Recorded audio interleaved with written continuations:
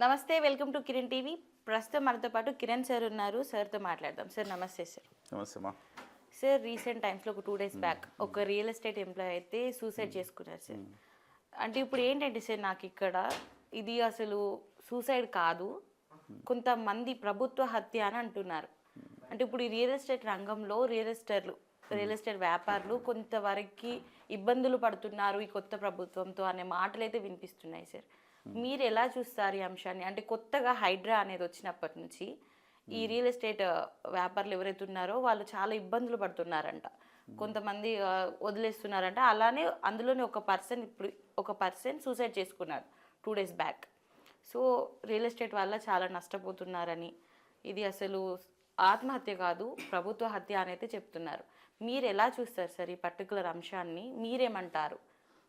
ఇది ముమ్మాటికి ప్రభుత్వ హత్య. ఆయన ఆత్మహత్య చేసుకుని ఉండొచ్చు. ఈ ఆత్మహత్యకు ప్రేరేపించింది, పురిగొల్పింది ప్రభుత్వ చర్యలే. ఈ విషయంలో ఎవరిని స్పేర్ చేయాల్సిన అవసరం లేదు. నిజం చెప్పాలంటే ఇది ఒక్క ప్రభుత్వ హత్య కాదు, ఇది 2 ప్రభుత్వాలు కలిసి చేసిన హత్య. గత ప్రభుత్వం బీఆర్ఎస్ ప్రభుత్వానికి ఈ హత్యలో భాగం ఉంది, కాంగ్రెస్ ప్రభుత్వానికి ఈ హత్యలో భాగం ఉంది. బీఆర్ఎస్ చేసింది అతి సర్వర్జా వర్జయేత్ అంటారు. అలాగే అక్కడ అతివృష్టి, ఇక్కడ అనావృష్టి. అతివృష్టి అవసరం లేదు, అనావృష్టి అవసరం లేదు. ప్రజలకు ఏం కావాలో ఎలా ఇవ్వాలో అలా ఇవ్వాలంతే. హైపు చేసేసి, విపరీతమైన హైపు చేసేసి అసలు హైదరాబాద్లో ఉండాలా పోవాలా అన్నట్టుగా చేసింది బీఆర్ఎస్ ప్రభుత్వం. పిచ్చెక్కినట్టు విపరీతంగా భూమ్ క్రియేట్ చేసేసి ప్రభుత్వ చర్యలు అది చేసి ఇది చేసి అద్భుతం అమోఘం అని చెప్పేసి చివరికి కంట్రోల్ చేయకుండా రియల్ ఎస్టేట్ రంగాన్ని అది ఒక పేక మేడలాగా, ఒక బెలూన్ లాగా తయారైంది. అది ఎప్పుడొకప్పుడు బెలూన్ పగలడం ఖాయం. మరింత గాలి ఊదితే ఎప్పుడు దగ్గర పగిలిపోతుంది, ప్రెషర్ తట్టుకోలేకపోతుంది. అంత ప్రెషర్ పాయింట్లోకి తెచ్చేసింది బీఆర్ఎస్ ప్రభుత్వం. కాంగ్రెస్ ప్రభుత్వం ఏం చేసింది? నిదానంగా చర్యలు తీసుకోవాల్సింది, ఒక్కసారిగా దాని మీద గుండె సూది పెట్టి పొడిచింది. ఏమవుతుంది? రియల్ ఎస్టేట్ వ్యాపారులు ఆయన ఆత్మహత్య చేసుకున్నాడు. ఆ రియల్టరు అనేక మంది ఆత్మహత్య చేసుకోలేక, పిల్లలు పెళ్ళాం బిడ్డల్ని వదులుకోలేక మానసికంగా చచ్చిపోతున్నారు. ఇదొక జూదంలా తయారైంది రియల్ ఎస్టేట్ అనేది. సో ప్రజలు కూడా వేలం వెర్రి ప్రజలు కొను కొను కొను కొను కొను కొను అరే నిజంగా ఇవాళ బాగా రేట్లు తగ్గినాయి కదా, సడన్గా ఈ ప్రభుత్వం వచ్చేంత వరకు తెగగొన్నారే, ఈ ప్రభుత్వం రాగానే ఎందుకు ఆపేశారంటే భయం, ఏం జరుగుతుందో. అసలు ఇప్పుడు తగ్గినాయి రేట్లు. నువ్వు నిజంగా కొనాలంటే ఇప్పుడు కొనుక్కోవాలి. వేలం వెర్రిగా అలా బుడగలాగా అయిపోయిన తర్వాత అక్కడ వెళ్ళి కొని ఇవాళ ఎంతమంది ఇబ్బంది పడుతున్నారమ్మా.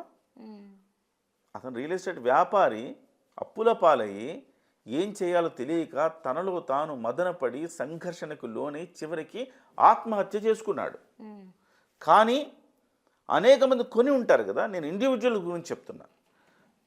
ఎంతో కష్టపడి జీవితం మొత్తం కష్టపడి ఒక ₹1,00,00,000 సంపాదించుకుంటే ఆ ₹1,00,00,000 తీసుకెళ్ళి ఎక్కడో పెట్టుబడి పెడితే వేరే ప్రభుత్వం వచ్చి ఏదంటే ఆ చర్యలు తలా తోకలేని చర్యలు తీసుకుంటే ఇమ్మీడియట్గా వాళ్ళు సంపాదించిందంతా ఆవిరైపోయినట్టే కదా. గతంలో జగన్మోహన్ రెడ్డి గారి ప్రభుత్వం అనేక మందిని హత్య చేసింది. నిజం చెప్పాలంటే 3 రాష్ట్రాలు 3 రాజధానులు అని చెప్పి చాలా అన్యాయమైన కార్యక్రమం చేసింది. 3 రాజధానులు అని చెప్పి అనేక మందిని లిటరల్లీ మానసికంగా చంపేసింది. జగన్మోహన్ రెడ్డి గారు బహిరంగంగా ఉరేశాడు చాలామందికి తన నిర్ణయాలతో. అంటే నేను ఒక నైతిక కోణంలో చెప్తున్నాను అన్నమాట. సో అదే సమయంలో ఇవాళ హైదరాబాద్లో కూడా అదే పరిస్థితి ఏర్పడింది.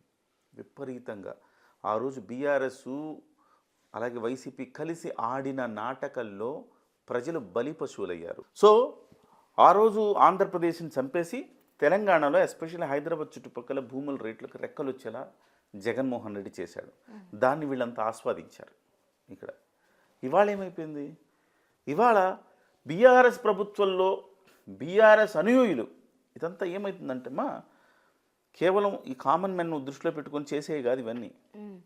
పెద్ద పెద్ద టైకూన్స్ ఉంటాయి, వీళ్ళని రియల్ ఎస్టేట్ గద్దలు ఉంటాయి, దాన్ని కొట్టే క్రమంలో చిన్నవాళ్ళు ఇలాగ సమిధలైపోతున్నారు. సో బీఆర్ఎస్ ప్రభుత్వంలో విపరీతంగా భూములు దోచేశారు, విపరీతంగా భూములు దోచేసి ఎవడికి వాడు పెద్ద పెద్ద కోట్లకు పడగలెత్తాడు. మనోడైతే చాలు ప్రతి చోట భూమి వాడిదే.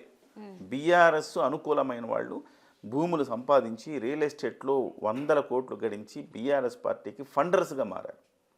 వాళ్ళను కొట్టాలని అనుకున్నాడు రేవంత్ రెడ్డి, చివరికి చిన్న చిన్న వాళ్ళ సమిధలైపోతా ఉన్నారు.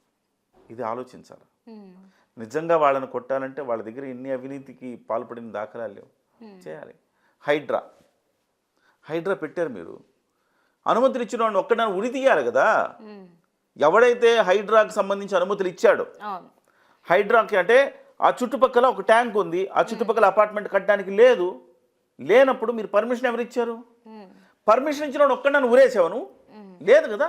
అధికారులంతా సేఫ్, ఈ వ్యాపారులంతా కూడా ఇబ్బందుల్లో పడుతున్నారు. ఎవరికైనా ₹1 సంపాదించాలని ఆశ ఉంటుంది కదా. వాడెవడో కట్టుకున్నాడు అక్కడ హ్యాపీగా, ఒక 10 ఏళ్ళు 20 ఏళ్ళ నుంచి ఉన్నాడు. మనం కూడా కట్టుకుంటే ఏమైద్ది, ప్రభుత్వాలు అనుమతులు ఇస్తున్నాయి, వాడి చేతిలో ₹4 పెడితే అనుమతి వస్తుంది అనుకుని వెళ్ళారు కట్టు. ఈ మొత్తం నువ్వు కూల్చేసేవా? అనుమతులు ఇచ్చేవాడిని ఎందుకు కూల్చలా? వాడిని ఎందుకు బోన్లో నిలబెట్టలా? ఆ రోజున్న పట్టణాభివృద్ధి శాఖ మంత్రి ఎవరైతే ఉన్నారో అతన్ని ఎందుకు నువ్వు బోన్లో నిలబెట్టలా? ఆ రోజు సంతకం పెట్టిన ప్రతి వాడిని వాళ్ళ బోన్లో నిలబెట్టాలి కదా, ఎందుకు నిలబెట్టలేదు? అన్యాయం కదా. సామాన్య ప్రజలు, మీ యొక్క ఆటలో సామాన్య ప్రజలు చచ్చిపోవాలా?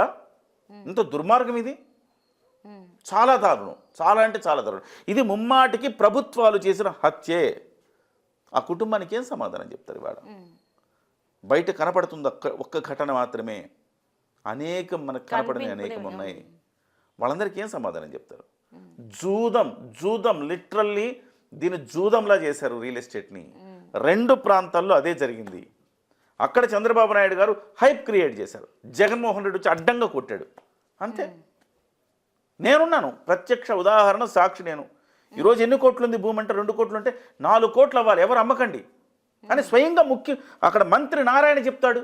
ఆ రోజు అమ్మకండి, ఎవరు తొందరపడి అమ్ముకోకండి, 2 కోట్లు కాదు 3 కోట్లు అయింది, 4 కోట్లు అయింది అని చెప్తారు. ఏం ఆడుతుంది, ఏం చేస్తున్నారు మీరు? ప్రజల జీవితాలతో చెలగాటమాడుకుంటున్నారా? ఎవరు కొంటారు అమరావతికి వచ్చి? అయినా కానీ వాడు జీవితం మొత్తం కష్టపడి సంపాదించిన డబ్బు తీసుకుని అమరావతిలో పెడితే స్మాష్, అంతే, ఆవిరైపోయింది డబ్బు. ఎవడు నారాయణ తెచ్చిస్తాడు ఇప్పుడు డబ్బు? ఎవడు కదా. దుర్మార్గం. వాళ్ళకి ఎలుకకు పిల్లికి చెలగాటం, ఎలుకకు ప్రాణ సంకటం అన్నట్టుగా వీళ్ళ మధ్య చెలగాటం ఆడుతుంటారు. చిన్నవాళ్ళు చచ్చిపోతారు. కొన్నాళ్ళు పోతే కొంతమంది మిగులుతారు, పెద్ద పెద్ద వ్యాపారులు మాత్రమే మిగులుతారు. పెద్దోడికి ఏమైద్దమ్మా? పెద్దోడికి ఏం కాదు, ఒక చోట పోతే ఒక చోట వాడికి డబ్బులు వస్తుంటాయి. కానీ చిన్నోడు ఒక్క ప్రాజెక్ట్ చేసుకుంటాడుగా. ఆ ఒక్క ప్రాజెక్ట్ని మీరు ఇట్లా చేస్తే వాడు ఏం చేయాలి జీవితంలో? జీవితం మొత్తం కష్టపడి సంపాదించుంటాడుగా. స్మాషా? వాడి పెళ్ళాము, వాడి బిడ్డలు, వాడి తల్లిదండ్రులు ఏమైపోవాలి? ప్రభుత్వం దీని గురించి ఆలోచించాలి సార్. డెఫినెట్గా ప్రభుత్వాలు ఆలోచించాలి. మీలాంటి వాళ్ళు మీరు ప్రభుత్వం తీసుకునే నిర్ణయాలు సామాన్యుడికి కంటకంగా మారద్దు, సామాన్యుడిని చంపేయద్దు. మీరు కొట్టుకోండి అయ్యా, మీరు కొట్టుకోండి. మీకు వాళ్ళకి బోల్డ్ ప్రతివాడు ఎవడు వ్యాపారం సవ్యంగా చేస్తున్నాడు. నువ్వు పెద్దోడిని కొట్టాలంటే కొట్టు, పెద్దోడిని కూసాలు తీసేసేయి. పెద్దోడిని కొట్టాలంటే చాలా నీకు దొరుకుతాయి, వాటిని పెట్టి మూసేసేయి. మీరు తీసుకునే నిర్ణయాలు సామాన్యులు ఎందుకు బలి కావాలి? సో కాబట్టి ఇది ముమ్మాటికి 2 ప్రభుత్వాలు కలిసి చేసిన హత్యగా నేను చూస్తాను Priyanka. Okay sir, thank you sir.